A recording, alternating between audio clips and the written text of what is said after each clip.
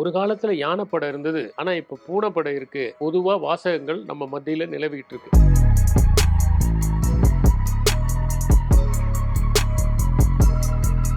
பரிணாம வளர்ச்சி எடுத்து பார்த்தீங்கன்னா, நாம வளர்ப்பு மிருகங்களா ஆக்குனதுலயே பூனை ஒரு வித்தியாசமான ஒரு மிருகம். பழங்காலத்துல எகிப்துல பாத்தீங்கன்னா ஒரு தேவதையோட இந்த பூனையை அசோசியேட் பண்ணி அதை வழிபடுற அளவுக்கு அவங்க மகத்துவம் கொடுத்தாங்க.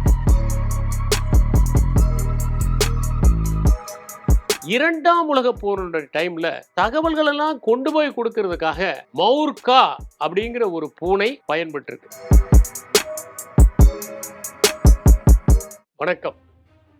யானைக்கு ஒரு காலம் வந்தா பூனைக்கு ஒரு காலம் வருங்கிறது உண்மைதான். ஒரு காலத்துல யானை படம் இருந்தது, ஆனா இப்ப பூனை படம் இருக்கு. பொதுவா வாசகங்கள் நம்ம மத்தியில நிலவிட்டு இருக்கு. ராணுவத்திலேயே பூனைப்படை இருந்த காலம் ஒன்று உண்டு. அதை பத்தி தான் நம்ம பார்க்க போறோம். பூனையை சிறுமைப்படுத்துற மாதிரி நிறைய பழமொழிகள் உண்டு. புலிய பார்த்து பூனை சூடு போட்டுக்கிச்சான், எல்லாம் சிரிச்சாங்கன்னு பூனை புடக்கடையில போய் சிரிச்சதா, பூனை கண்ணை மூடனா பூலோகம் இருண்டுருமா, இந்த பூனையும் பால் குடிக்குமா, இப்படிலாம் நிறைய பழமொழிகள் இருக்கு. பரிணாம வளர்ச்சி எடுத்து பார்த்தீங்கன்னா, நாம வளர்ப்பு மிருகங்களா ஆக்குனதுலயே பூனை ஒரு வித்தியாசமான ஒரு மிருகம். அது மனிதனை முழுக்க முழுக்க சார்ந்து இல்லாத ஒண்ணு. பூனை யாரும் கட்டுப்படுத்த முடியாது, கட்டி வச்செல்லாம் வளர்க்க முடியாது. ஒரு மாட்டை வளர்க்கிற மாதிரி, நாயை வளர்க்கிற மாதிரி வளர்க்க முடியாது. பூனை மனிதன் வேளாண்மை செய்ய ஆரம்பிச்ச போது ஒரு காலை எடுத்து வச்சுட்டு சொன்னதான், நான் வரட்டுமா இடத்துக்கு, ஆனா ஒரு ஃப்ரெண்டா தான் வருவனே ஒழிய ஒரு சேவகனா வரமாட்டேன் அப்படின்னு தான். என்னுடைய விஷயத்துல நீ ஏதோ துப்பறியெல்லாம் செய்யக்கூடாது, இன்டர்ஃபியர் ஆகக்கூடாது அப்படின்னு கண்டிஷன் போட்டு தான் பூனை வந்தது அப்படின்னு சொல்லுவாங்க. பூனைகளுடைய மகத்துவத்தை தெரிஞ்சுக்கணும்னா நம்ம எலிகளை பத்தி தெரிஞ்சுக்கணும். ஒரு காலத்துல ஐரோப்பாவில் பிளாக் ரேட் அப்படிங்கிற ஒரு கருப்பு எலி இருந்தது. அது பயங்கரமான நாசம் ஏற்படுத்தியது. அதுக்கப்புறம் வெளிநாடுகள்ல இருந்து பழுப்பு நிற எலி, பிரவுன் ரேட், அது வர ஆரம்பிச்சது. இந்த பிரவுன் ரேட் வந்த உடனே அந்த கருப்பு எலி காணாமல் போச்சு. இது எக்கச்சக்கமான சேதத்தை பயிர்களுக்கும் பொருள்களுக்கும் ஏற்படுத்தியது. அந்த நேரத்துல தான் பூனையை வளர்க்கறதுன்னு முடிவு பண்ணி ஐரோப்பாவில் பூனைகளை வளர்க்க ஆரம்பிச்சாங்க. 12வது நூற்றாண்டுலயோ 13வது நூற்றாண்டுலயோ இந்த பூனை வெளியில தான் வளர்ந்தது. அதுக்கப்புறம் தான் வீட்டுக்குள்ள வந்தது. அப்பதான் இந்த எலிகள் பெரிய அளவுல கட்டுப்படுத்தப்பட்டது. எலி சாதாரண விஷயம் நினைச்சுக்காதீங்க. பலவிதமான நோய்கள், பிளேக் மட்டும் இல்ல, எண்ணற்ற நோய்கள் வர்றதுக்கு எலி ஒரு காரணம். எலியினுடைய அந்த இனப்பெருக்கம் ரொம்ப வேகமா நடக்கும். ஃபீகண்டிட்டி அப்படின்னு சொல்லுவாங்க. ஒரு 2 எலிய ஒரு வருஷத்துக்கு எந்த விதமான தொந்தரவும் செய்யாம விட்டுட்டோம்னா 1250 எலிகள் உருவாயிரும். அந்த அளவுக்கு இனப்பெருக்கம். அது மட்டும் இல்ல, எலி இத்தனை குட்டிகளை பராமரிக்கிறதுக்கு தான் அதுக்கு 12 பால் காம்பு இருக்கும். அவ்வளவு ஆபத்தானது எலி. அந்த எலியை கட்டுப்படுத்துவதற்கு தான் இந்த பூனையை வளர்த்தாங்க. பழங்காலத்துல எகிப்துல பாத்தீங்கன்னா ஒரு தேவதையோட இந்த பூனையை அசோசியேட் பண்ணி அதை வழிபடுற அளவுக்கு அவங்க மகத்துவம் கொடுத்தாங்க. பூனைக்காக அவங்க கொடுத்த இம்பார்ட்டன்ஸை பத்தி தெரிஞ்சுக்கணும்னா, எந்த பூனையாவது இறந்து போனா கூட அதை பதப்படுத்தி அதை பத்திரமா இந்த மம்மீஸ்ல புதைக்கிற மாதிரி புதைச்சு வச்சிருக்காங்க. அவ்வளவு மரியாதை. ஒரு பூனையை தொல்லை பண்ணக்கூடாது, கொல்லக்கூடாது. இதெல்லாம் எகிப்தினுடைய நாம்ஸ். பூனைக்காக பயப்படுறவங்களும் சரித்திரத்தில் இருந்திருக்காங்க. போபியா அப்படின்னு ஆங்கிலத்தில் ஒரு சொல் உண்டு.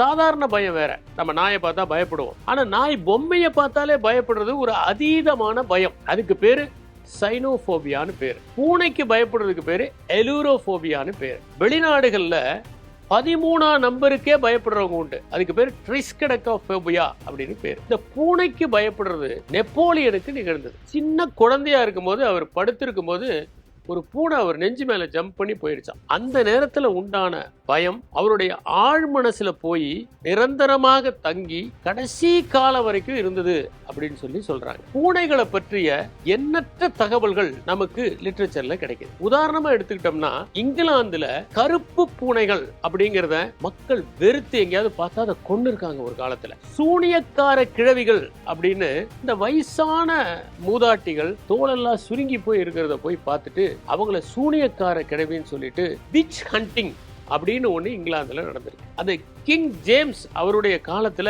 இது பெரிய அளவுல நடந்ததுனால அவரை மகிழ்விக்கணும் அப்படிங்கிற காரணத்தினாலதான் ஷேக்ஸ்பியர் தன்னுடைய மேக்பத் நாடகத்தை எழுதினார். அதுல முதல்ல எடுத்த உடனே 3 சூனியக்கார கிழவிகள் வர மாதிரி அந்த நாடகத்தை வடிவமைச்சிருப்பார். இன்னொரு பக்கம் பாத்தீங்கன்னா இந்த சூனியக்கார கிழவிகள்னு சொல்லப்படுற பரிதாபத்திற்குரிய வயதானவர்கள் இந்த யாருமே கருப்பு பூனையை வளர்க்க மாட்டாங்கிறாங்கன்னு அவங்க எடுத்து வளர்த்துறதுனால அதையும் சூனியத்தோட அசோசியேட் பண்ணி அந்த பூனைகளை கொல்லக்கூடியதும் ஒரு காலத்தில் நடந்திருக்கு. நபிகள் நாயகத்தினுடைய வாழ்க்கையில பூனை ஒரு சம்பவத்துல தொடர்புடையதாக இருக்கிறது. அவருக்கு பூனைகள் பிடிக்கும். ஒரு நாள் அவருடைய அங்கியில ஒரு பூனை வந்து படுத்து தூங்கிட்டு இருக்கு. அவர் எழுந்து போகணும். ஆனா எழுந்தா அந்த பூனை தூக்கத்துல இருந்து டிஸ்டர்ப் ஆயிரும் அப்படிங்கிற ஒரே காரணத்துக்காக தன்னுடைய அங்கியை கட் பண்ணி அந்த பூனையினுடைய தூக்கம் கெடாத மாதிரி பாத்துக்கிட்டாரு அப்படின்னு சொல்லப்படுது. ஓஷோ பூனைகளை ஜென் மாஸ்டர் அப்படின்னு சொல்லுவாரு.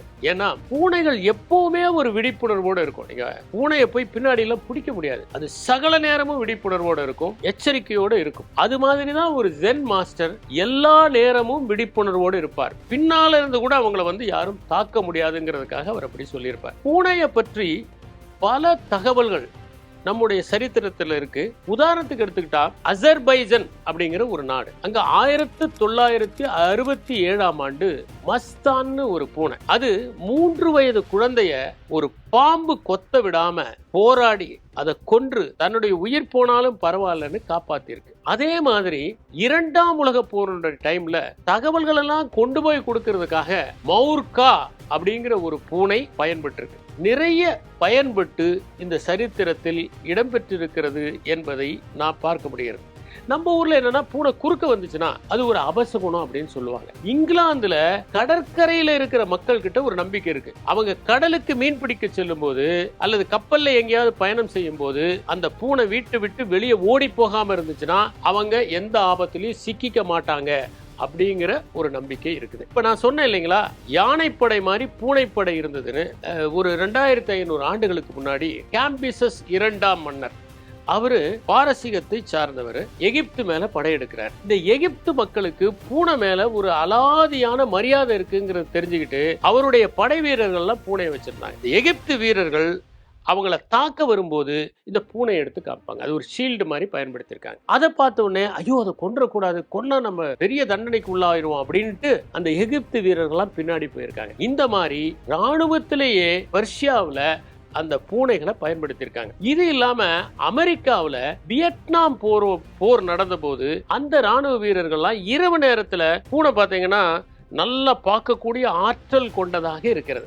நைட் பேட்ரல்ஸ் ஜங்கிள்ஸ்ல எடுத்துக்கிட்டு போகும்போது இந்த பூனைகளை யூஸ் பண்ணியிருக்காங்க. அதனால பூனைகள் ராணுவத்திலும் ஒரு பங்காற்றி இருக்கின்றன என்பதை உணர முடிகிறது. பூனைகளை பார்க்கிற போதெல்லாம் இந்த வரலாற்று செய்திகளோடு தொடர்பு படுத்தி பார்த்தால் அவை மானுடத்திற்கு எவ்வளவு உதவி இருக்கின்றது என்பதை தெரிந்து கொள்ள முடியும். நன்றி, வணக்கம்.